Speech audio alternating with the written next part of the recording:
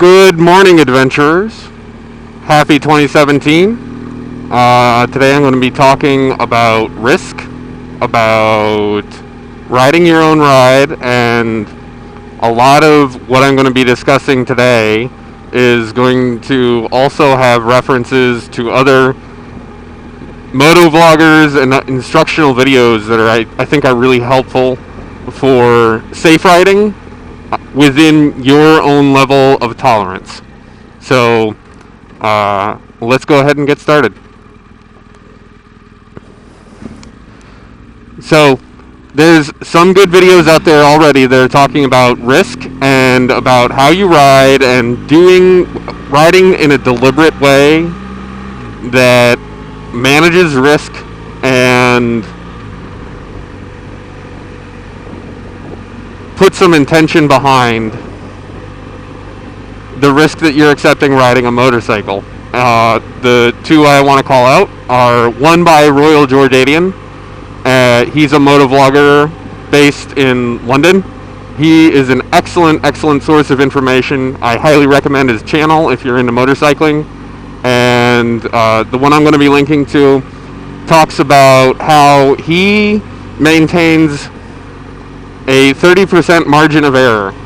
What he means by that is when he's out riding, he rides at 70% of his abilities, of what the motorcycle is prepared for and for what the conditions dictate. That's just, a real quick summary, but it's an excellent video and I highly recommend it, and I'm going to toss a link to that in the description. The other one that I think is really good to look at is by Dodge Rider, who's down in Raleigh, North Carolina, and he's talking about the difference between risky riding and reckless riding, and that's also an excellent discussion. And those two videos are, I think, they're important pieces in the discussion, and I just wanted to add a few more notes based on my perspective and my experiences motorcycling. So to start with, I should say that, professionally, outside of motorcycling, outside of being a irrelevant YouTube personality, I work in the risk management realm, and so I can approach the idea of how we engage with risk while motorcycling with a little bit more rigor and a little bit more intention than some of the other discussion I've seen.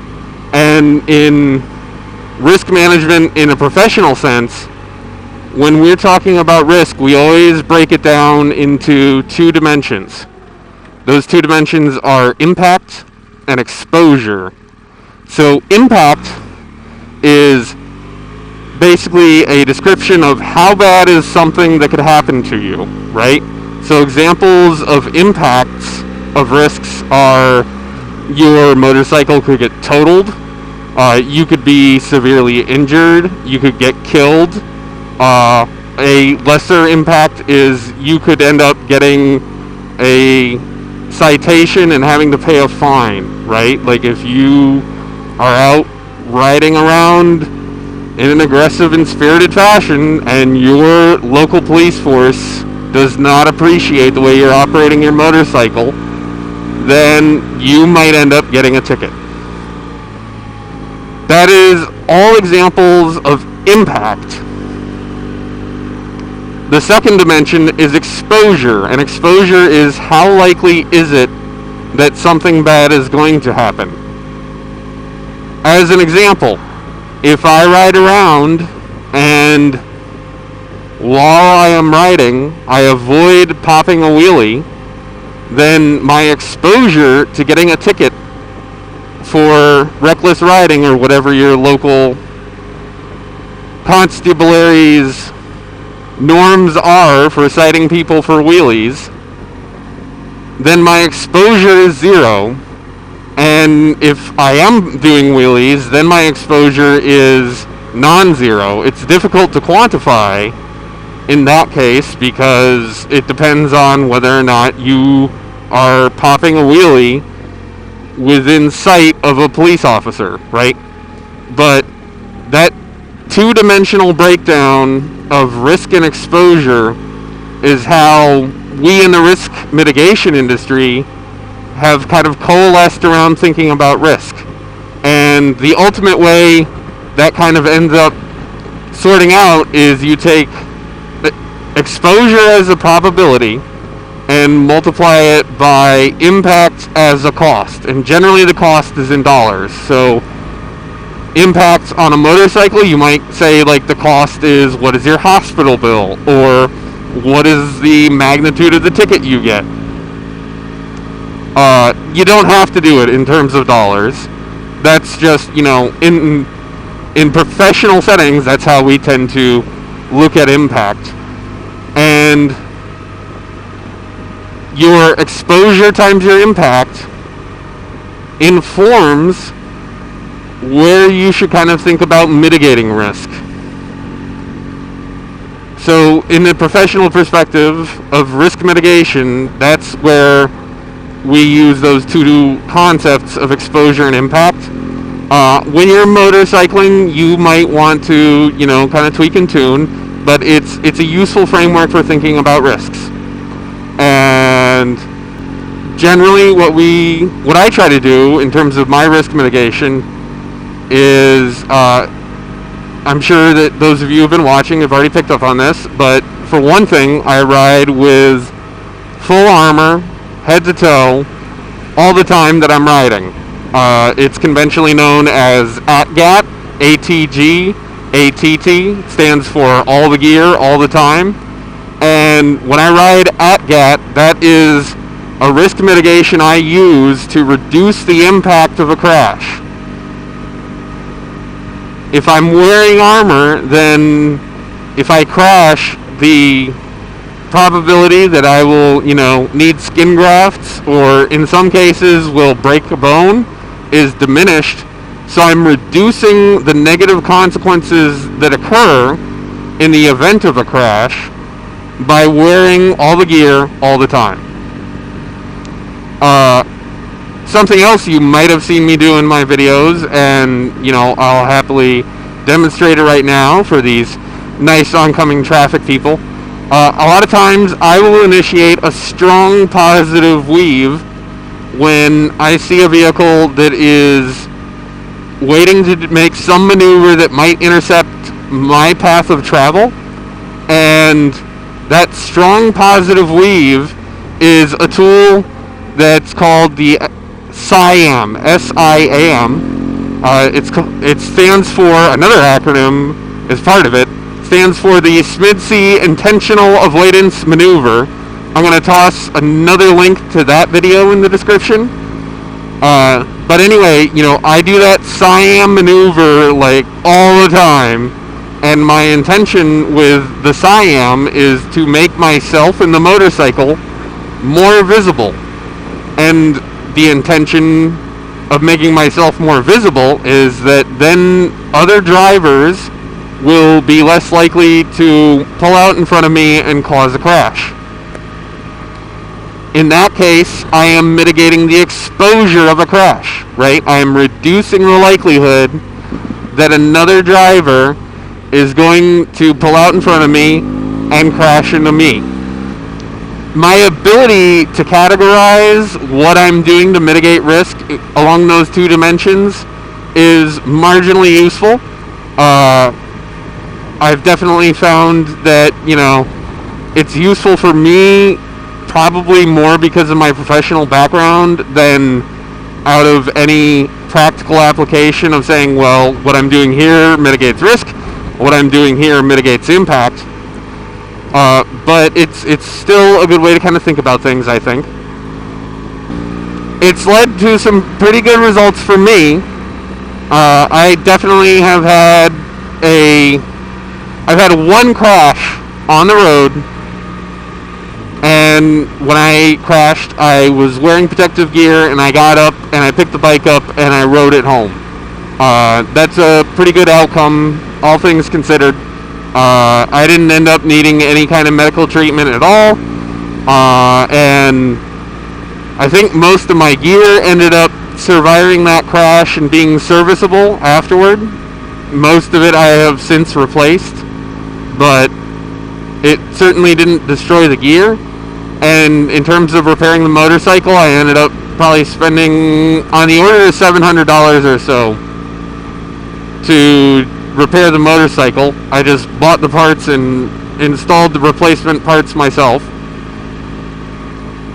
But in terms of off in the dirt, I drop this bike, at least once or twice every single time I get it off pavement. So the counterpoint to that being that when I do drop it, generally is not even a thing where I need to repair it. And that's a good example of, if I go off-road on this motorcycle, I know that my exposure of having an accident, of crashing the bike and dropping it on the ground is pretty high. But I also know that the impact of dropping the bike on the dirt at a fairly low speed is going to end up being a low impact, right? I will have to pick up the bike and dust it off and continue riding, and that's it. So I am fine riding off-road in the dirt and having a good time because my total risk profile is low. I will probably drop the bike, and the consequences for me dropping the bike are teeny tiny, not worth worrying about. There's some other things that I do in terms of my risk mitigation that are focused more for, how do I limit my exposure to other drivers. So, one of them I discussed is the Siam maneuver, right? I do that weave, people see me, they don't pull out in front of me. That's worked pretty well for me. I would say I get on the order of 1 or 2 close calls a year so far. And generally when I have those close calls, I go through an escalation of, okay, I got to do more things to deal with this person who's not doing what they're supposed to be doing on the road in order to avoid a crash. Generally that involves getting hard on the brakes. So emergency braking is an excellent risk exposure mitigation. That's a skill I highly recommend you cultivate and develop is, okay, I am not in the middle of traffic, there's nobody behind me, I am going to do a panic stop in order to bring the bike to a controlled and safe stop before something. When you're practicing, you'd basically choose a point and say, I want to stop before I get to that point. When you're using it out in the world to actually mitigate a risk that's presented to you, you want to stop before, for example, the vehicle that pulls out in front of you. So a combination of, good braking practice and a giant, obnoxious, loud horn have delivered me through the close calls I've had so far. And if I'm lucky, I hope that they will continue to deliver me through the close calls that I've had, that I will have in the future.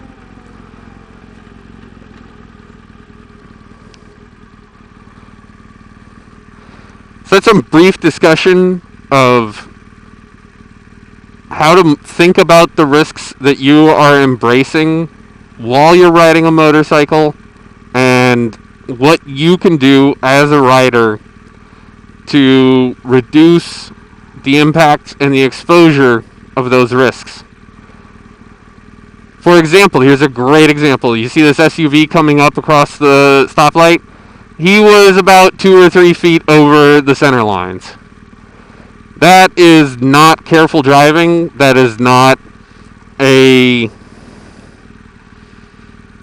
safe vehicle to be in the vicinity of.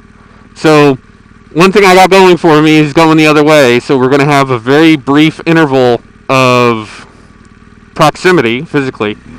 And when I'm near this guy, this is great, I got to use this car as basically a shield. That car was between me and that SUV the whole time. It kept whatever nonsense bad driving he was going to do from impacting me directly, right? He would have to shove his SUV through that car and then the car into me in order to hurt me. That was me mitigating exposure to risk.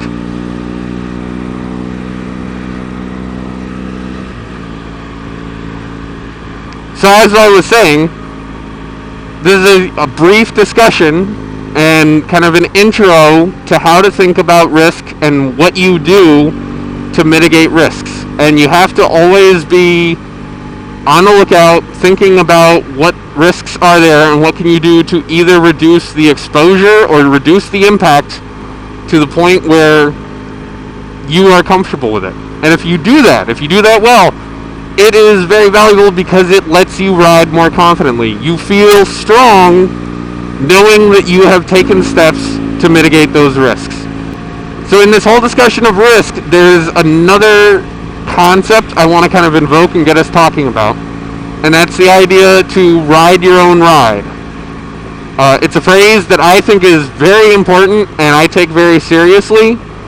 If you've been around motorcyclists for any significant amount of time, or you engage in online motorcycling communities, you've probably heard ride your own ride.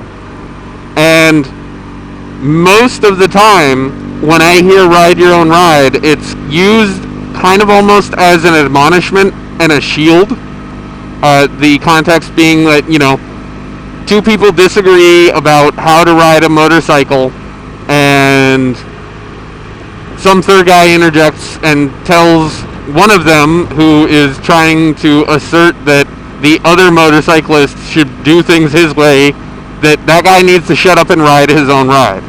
And I absolutely agree with that. That is 100% true. Everyone who motorcycles needs to ride their own ride. It's a restraint in terms of you need to focus on what you do, because that's what you have the most control over, and you're the only one who is going to face the consequences for your decisions. And you need to not spend your time and energy telling other people how to ride their motorcycles, because they're the only ones who are going to deal the consequences of their motorcycling, and they are the ones who need to choose what they can do to mitigate risk. However, there's another dimension to ride your own ride, and that is that it is an obligation. You have to always, while you're on a bike, remember that you have to ride your own ride. When you're riding your own ride, that means the risks that you embrace, you have to be prepared for them. If you are riding with other people, you need to limit the risks that you take to the things that you yourself are capable of doing. You need to stay within your set of abilities, reflexes, and preparation in order to be safe. And sometimes you will ride with people who are better riders, and you will need to be very careful about not getting in over your head, because those riders will be pushing your envelope because they'll be riding within their own set of abilities, preparation, and reflexes.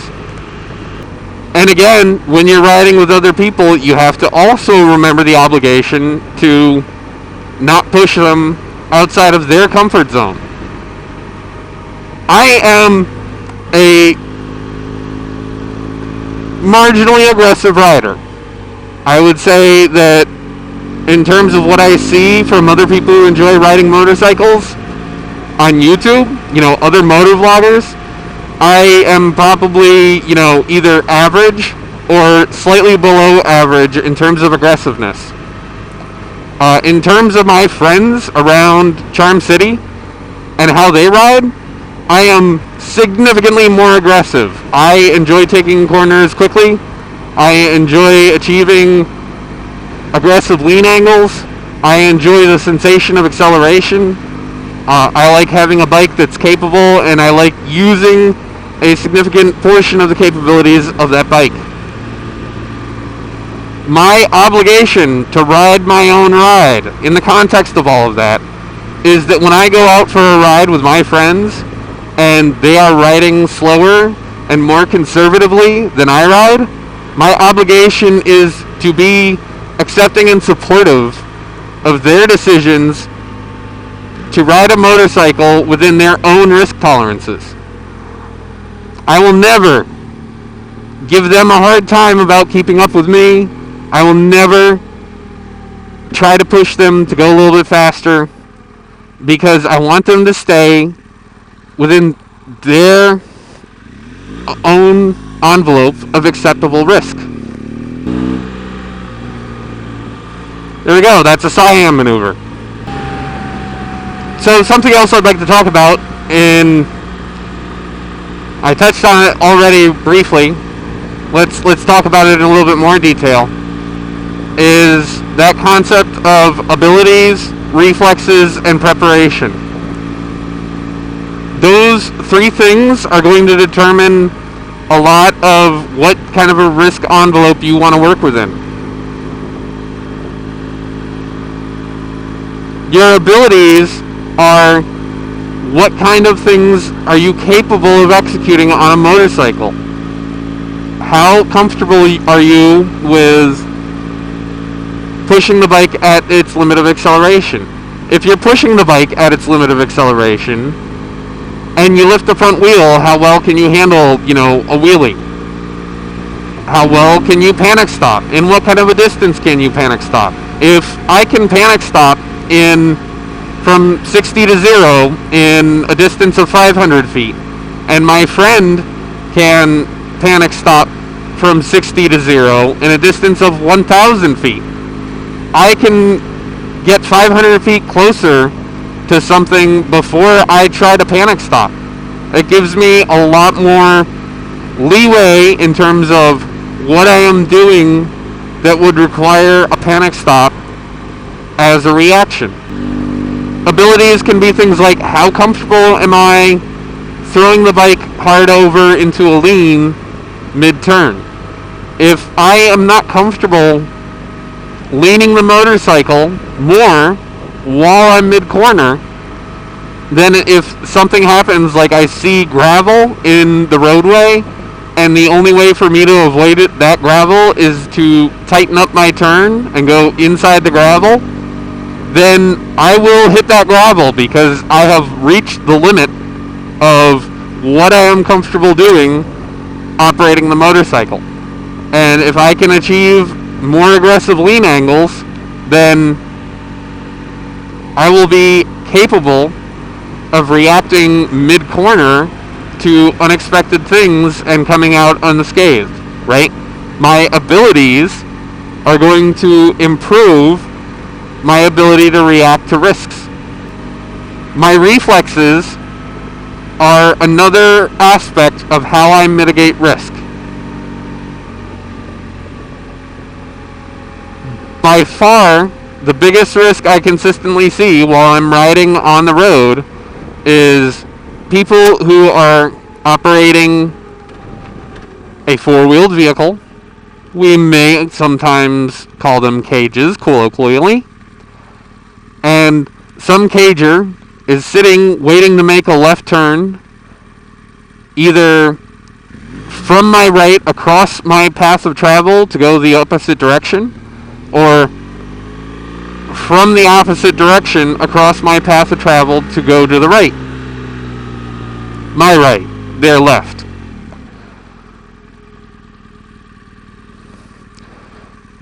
Oftentimes, these people will start making that left turn not having seen me and will end up in my lane of travel. And my reaction to that happening generally is to lay on the horn and to start initiating a panic stop. I will also sometimes swerve to avoid them. The amount of time it takes me to diagnose that that's what's happening and then to take those actions to mitigate it are part of my reflexes. And the problem with reflexes is You can practice abilities, you can practice a panic stop, and you can get better at panic stopping, but your reflexes are going to be based entirely off of your ability to observe and how quickly you can process what you're observing into action. You can't develop your reflexes without somebody trying to hit you, is basically what I'm getting at. It's much more difficult to actively practice your reflexes. You can do things to help. You can develop skills that will improve your ability to reflex. One of the most important skills I think you can have on a motorcycle is your ability to perceive, right? I sniff out danger all the time riding on the bike. Every other vehicle on the road is something that at least captures a little bit of my attention and a little bit of my concern. That's a useful skill that enables your reflexes to do more. And finally, we talk about preparation. Preparation can take the form of, for example, wearing a helmet that has an internal sun visor, so when the sun is shining in your eyes, you can do something about it, as I did just now. Preparation can come down to the maintenance you've done on your motorcycle in order to keep it in a safe and capable operating fashion. Preparation can be the protective gear you've worn. Preparation can be installing a loud 120 decibel horn on your motorcycle so that you can get another motorist's attention when they're about to run into you. Generally, your preparation is going to be a result of you spending money. So that's a place where, using the rigorous model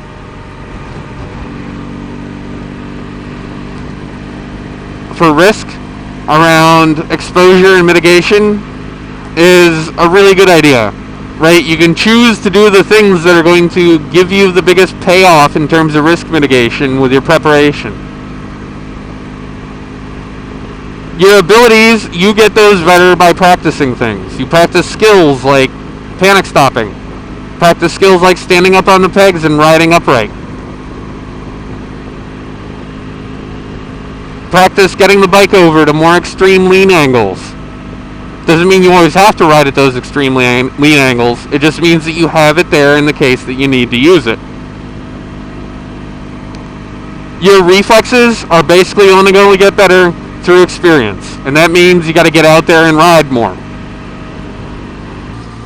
So that's, a little brief discussion about risk, adding my little 2 cents to the story. And the important thing to think about it is part of the fun, part of why we love motorcycling, is that sense of risk makes you feel alive. When you're flirting with some amount of danger within your comfort zone, that makes life more exciting. And on that note, I figured it'd be great to sign off on this video while I was carving up this road.